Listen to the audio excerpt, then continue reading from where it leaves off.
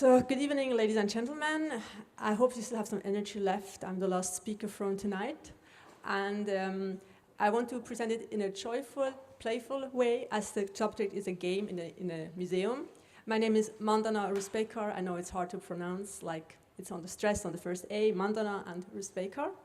So I want to talk about you tonight about digital education of ethnological collections. It's about an app. It's actually a media guide. And just that you know what's going on, a short introduction, what's happening in the next few minutes. What is a framework to work about in a Weltmuseum in Vienna, and then the digital education, what was the idea, what was it doing? So when I came to Vienna in 2015, before I was working in a museum in a park, actually in a wilderness park with animals and herbs and plants, and I came to Vienna, I studied cultural anthropology, so it was going back to my roots. They said to me, look, there's a law. There's one law you have to know, you have to follow. There's this legal regulation of federal museums, which all the Bundesmuseum, how they call it in Austria, has to follow up. So a museum, what is it? It's a place of lively and contemporary engagement with the collection entrusted to them.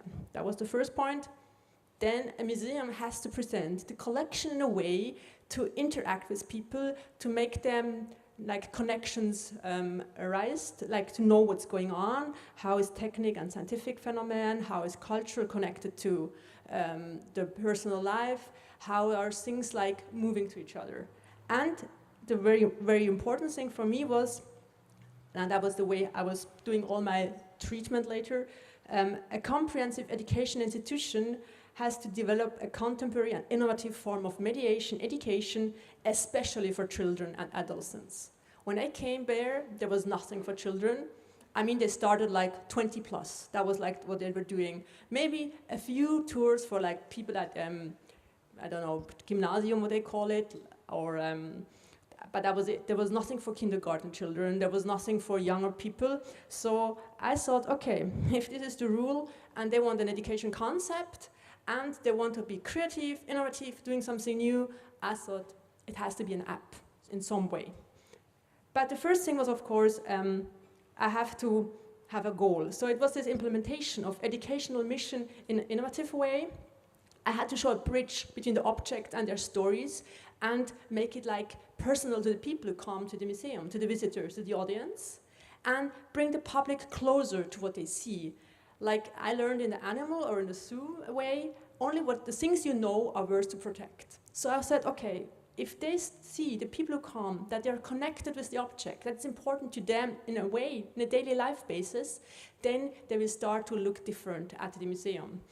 And of course, at the end, always it has to be an unforgettable experience, which you enjoy, which you have fun, and you go out with a good, happy feeling. Although the story in an ethnological ethnographic museum is very hard and sad, postcolonialism, colonialism, and all these kind of words are like popping up in the texts, but still you have to have a good feeling when you go out of the museum to spread the news. I had a good time. So the next thing was, of course, to create a good team. And that was very important.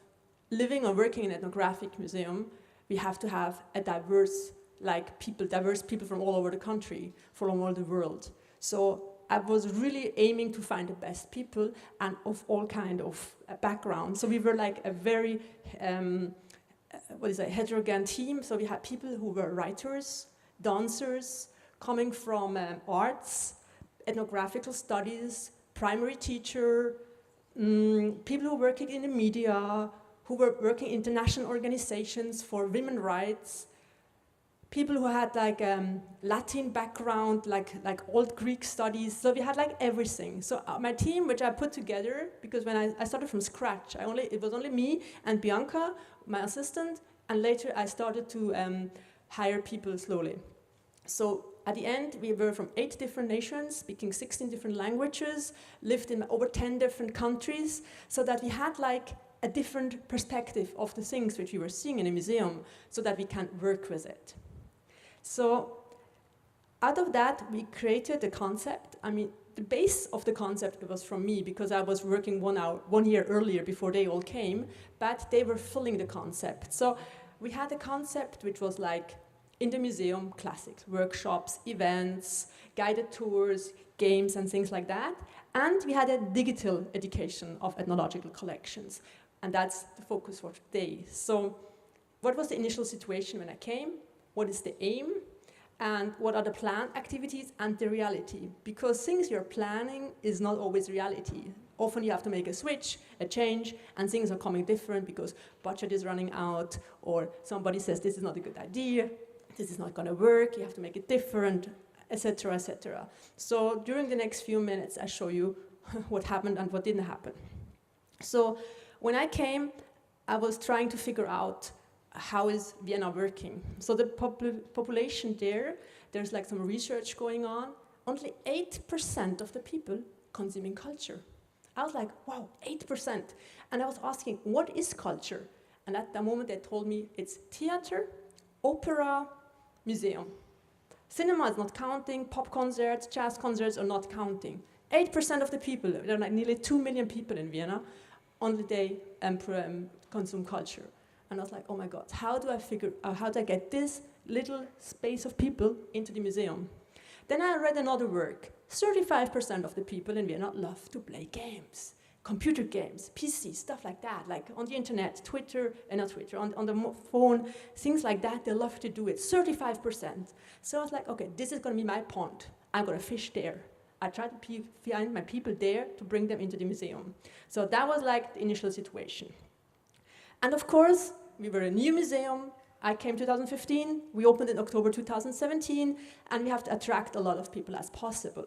So the aim was getting more visitors per year. So when the museum was closed in 2014 to make a rebuild it and make it totally new, they had an average about 80 to 85,000 people per year. So we said when you're going to open new, 150,000. I think the double. I was like, oh my God, the double of people. How is that going to happen? So we have to have a good educational program. We have to have very good exhibitions. And everything has to come in place so that it will work. Just to give you some numbers, we opened October 2017. Till end of December 2018, we had 200,000 visitors. It was like amazing. And 25,000 people of them, they interacted with one of our education programs, but not the app. The app is something else. So we managed to get a new diverse audience. We hope to get a modern reputation. I mean, even I think when we opened, it was discussed in German newspapers, especially because of the Humboldt Forum and the discussion here. And we're trying to be innovative. So we planned activities in a new way of education through the media guide, and developing new approaches and in a flexible use. I'm a gamer, I have to admit. I play a lot. Not anymore because I have no time because of work, but when I was younger, 3-4 hours dawdling, playing computer games and whatever was like my time. So what I didn't like when I'm going to museums, you have like a fixed tour, yeah? Maybe you say, press this, you get this information, then you press this, you get this information, and you can't like go to the next thing, you have to press through everything, so it's not flexible. And I said, okay, this we have to change, and it has to be something where all kind of audience is happy with it. Some of them really want deep inside information. Some of them just want to have a joyful time, not really thinking about, oh, where's the object coming from? What is it doing nowadays in a museum? Maybe more, what has it to do with my daily life? How can I have a new approach to it? So what we did, in this media guide, we planned 5 different approaches. So we had the top 10 for the stressed tourists. We have a lot of Asian people, for example, who just want to see the highlights. I mean, one of them is like a feather crown of old Mexican ancient time. Everybody wants to see it. Then we have some other really very famous objects where people with little time, in 15 minutes, you can just go through top 10, 15 minutes, or if you have time, you can make it till up 1 hour. So this was one thing we are planning. Then the Explorer modus, which was like another way that the object is going to find you. I'm going to explain that later. A personal tour for people who know our museum. They can say, I want to see this, this, and this object at home. And the computer is making your tour. It goes on your mobile phone by a code. And then it says, go left, go right, see the object, information, and so on. And classic audio guide tour, or text tour, I will explain that as well. And of course, the adventure tour, the game. That's why I'm here tonight. And I will go on this most, but just that you have a brief assumption and collection of what we are doing or what we did. I just go briefly through everything. That's the way it looked like, the design. So the design is very simple. You start, you can choose what you want. You see the personal tour is not on it because the personal tour is going to be a code. You have these 4 things you can choose, then it says it starts, and it just has a picture way of navigating you through the museum so that you're going to find your object, whatever you want. And then the object, like in the top 10 tour, has 3 approaches, and then you can like click on one of it, and then you will have more information. So I think it's a very beautiful design, and it works quite well. It has, the biggest problem we have is the data. It's like, I don't know, at the moment I think 300 megabyte. It's far too much, but we broke it in pieces. So if you have this and this tour, maybe the top 10 is like 90 megabytes, the game has about 60 megabytes, so you just download the part you want and you need. So the top 10, as I said, we have a permanent exhibition and we have a contemporary exhibition. This is a lot of work we only make for the permanent exhibition. We have 14 exhibition halls, and we said, okay, top 10, which was really hard with the curator because 4 rooms are not on display, but we had to make a choice. I mean, top 14 sounds strange, so top 10. We made the choices, took the 10 most important objects, and gave them 3 perspectives. And now you can always choose.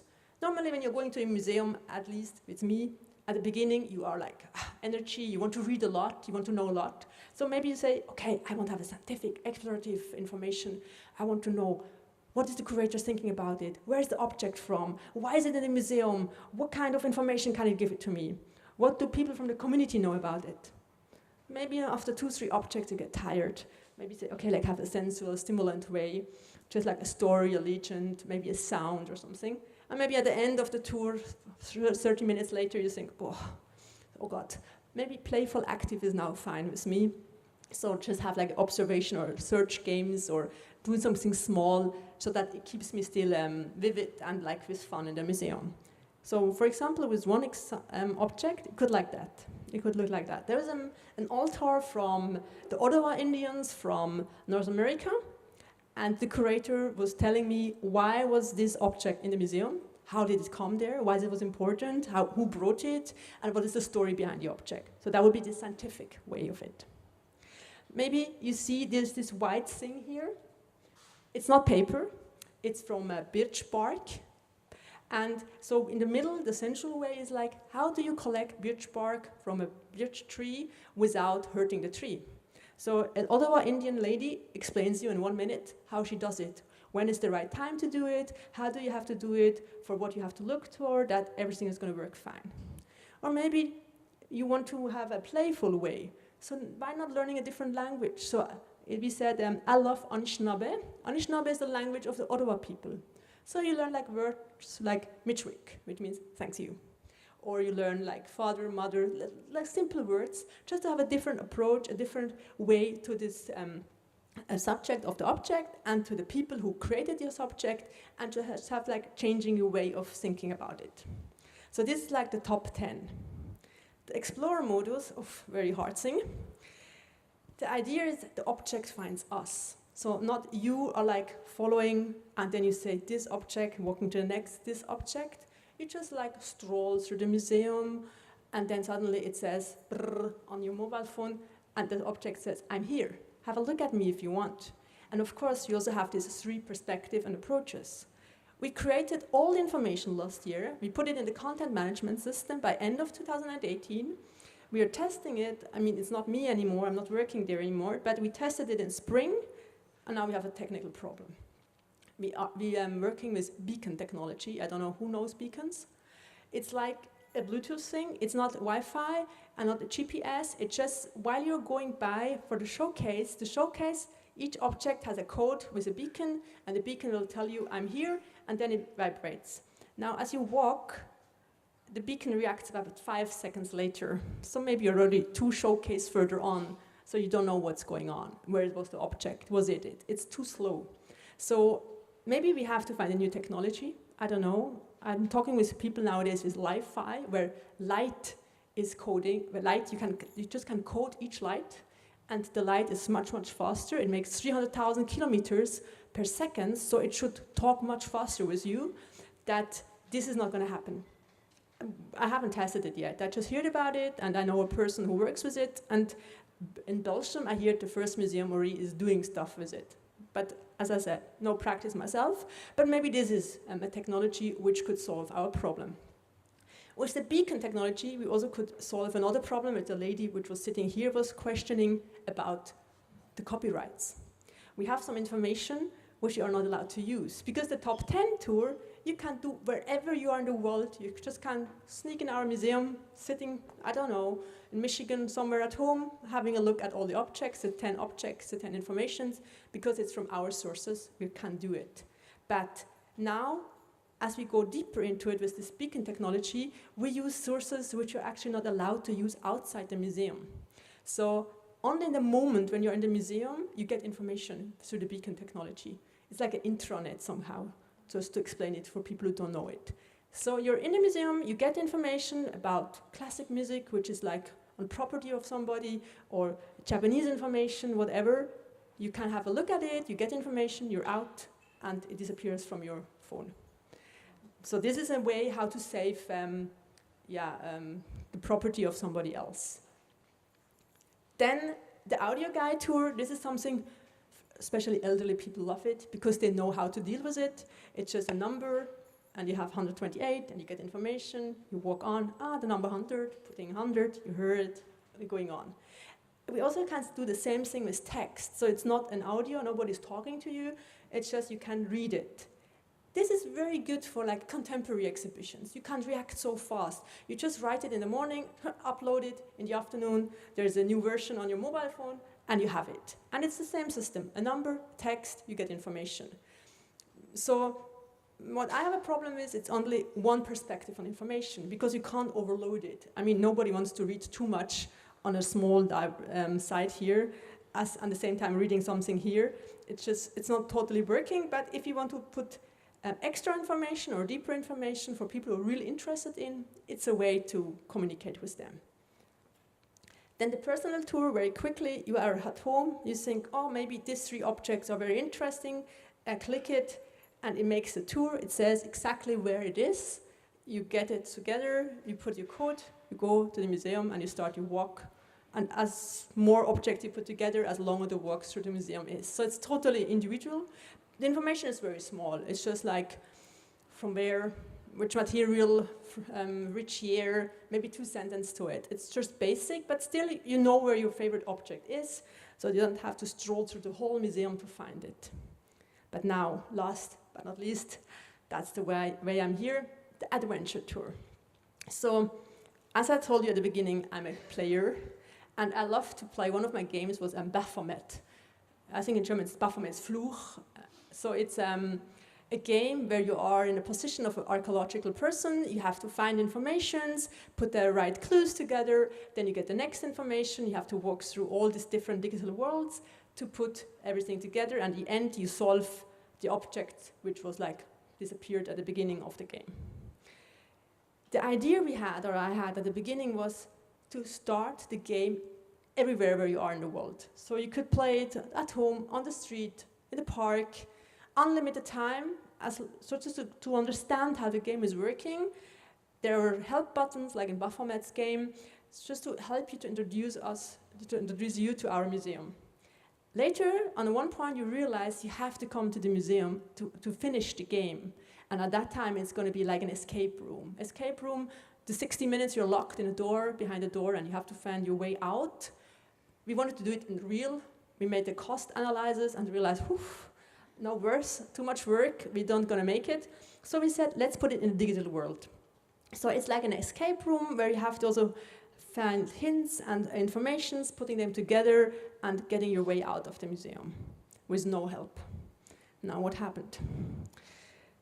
The idea was, at home you start and you get a museum feeling. You see the columned hall, backstage rooms which you normally never would see in a museum, like an archive looks like, where the curator's office is, how the restoration workshop looks like, and to try to find and solve all kinds of things. Then you have to have objects you can put in a digital bag, virtual bag, where you can use them later, and the aim was to find the murder weapon. So you were, at the beginning, you had the idea you even can create your own avatar, so that you have more the feeling it's me who walks through the museum. This is the museum from outside, and you have the column hall, which is very famous, and you start going through. That was my first drawings when I was doing the planning. It never happened. The first part, playing at home, we couldn't do it. The budget was a problem. The time was a problem. We didn't find the right people in the short time to create it. So I was very sad, because actually I thought by the game, the 35%, I thought I'm gonna get them there. They start at home. They would be totally like fixed on it and like, oh, it's gonna be interesting, I'm coming to the museum. But it never happened. So I had again the problem with the 8%. And the 8% is where I'm at the moment again. But just to tell you what the idea was, I want to show you. So the idea was, okay, the director is murdered. He has a key in his hands. There are 3 doors. This is the key. You can open one of the doors. You see here the green pieces. You put them together. You get the secret information, which helps you in a later way. Then you go through one of the doors. You're in a archive where the objects are. You have to figure things. You have to put things together. And down here, you slowly put all the things which are important, like Baphomet, actually. Putting it together. And while you do that, then you realize there's another door. Maybe you're like in the workshop for restoration. You have to do even some work, like restorator people doing. Like, for example, you don't really see it very good. So we put this at the beginning, remember? We put it together, so it's like fabrics.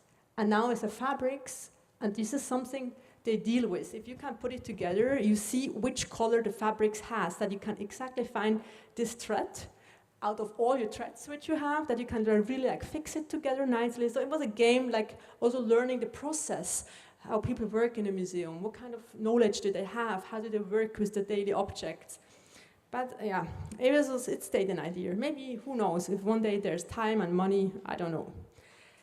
Then later you are coming to the museum of, in the office of a curator, and you have some information there. You're gonna get maybe the globe and the dictionary, and maybe at the end the telephone is ringing, or you hear the guard is coming, and you have to go and run out of the museum, and then you run to the real museum. That was the idea. So the gamer realizes a weapon must be in the exhibition, and the weapon can only be found by visiting the Weltmuseum Wien. While you collect items and notes and information, they will help you when you're coming to the museum. So that was the idea. Then you're coming to the museum, a QR code was planned. We didn't do it with the QR code, because we realized for the visitor, for the people at the desk who work there, it's going to be too stressful, always show the QR code and everything. And so what we did is just, you can just start the app, and when you say play, 60 minutes running. So it says, welcome to the adventure tour. You've got 60 minutes time to find your way through the museum. Please start the button and the time will run. So this is the way what we did. And that's the real game. So what happened was we did a murder at the opening. So in October 2017, the museum opened. A few hours later, the director was killed. And now we knew from the way and everything, what we found there, the weapon has to be in the museum. Just to give you some information, the permanent exhibition has 3,126 objects, and it was clear one of these objects has to be the weapon. So find it. So that was the work. We couldn't go out on the opening itself because of different reasons. We were, first of all, not finished yet with the game, but second, the director, it's the real director, said, I'm only going to be killed when I'm out of the museum. And so at the end of the year, he retired. And then in January, we were allowed to play the game. So people were also thinking, maybe he's really gone for real. But that was the game behind it. So you have the 60 minutes, you see 57:24. You have to read the text. The time is already running. And then you go through. So that's the first hint you have. It's a real hint now, what you're really going to have when you're in the museum. You have these objects which help you. The young people always recognize very quickly what it is with these numbers. The elder people are like a little bit, what is it? But if you like pull it on the question, you get some information. So you see maybe, it's geographical coordinations, or you see even with one of them, and you put the globe on it, it says where it is, where is the number, and then you realize, you put it in the globe, then you realize, oh, it's Ethiopia, so we are there somewhere, and then you figure out, yeah, that's the information, and there is a hall called Benin Ethiopian, and then you have to go there. And then when you're there, you can solve the next mystery. And you get some special gimmicks through the way, so every 2-3 questions when you solved it, you get a gimmick so that you like keep energy going on. It's getting harder and harder. One person showed me a trick, how he could like make a trick out of my game. I was surprised, I never thought about this way, but it's legal, so it's okay. And so that was the way what we were doing. And I would just say, are you curious? Come and visit us there. But for us, what is the conclusion? When you want to work in a cultural education or also a digital education, I think that you attract people. I mean, 25,000 people were attracted by our programs the last year. You have to try unusual, unexpected ways, surprise the audience, do things which are not normal in a museum, things which you're not expecting, being loud or laugh or making whatever. Then inspire people, create curiosity and interest. Be diverse in your methodology. Address as many senses as possible. Connect to everyday life. I think this is always my motto when I talk to people. Connect to your life, make a feeling, make it empathic. And I think you have already done half of your homework. Because if people feel connected to it and they see it has something to do with myself, with my life, they're more interested, they're more ready to listen and more ready to deal with the object in front of you. And then create passion and enthusiasm for the object which you're showing. So that was everything from my side. Thanks for listening, also at the end in the evening, and thanks for your attention. And for later questions or feedbacks, you have here my email, and thanks.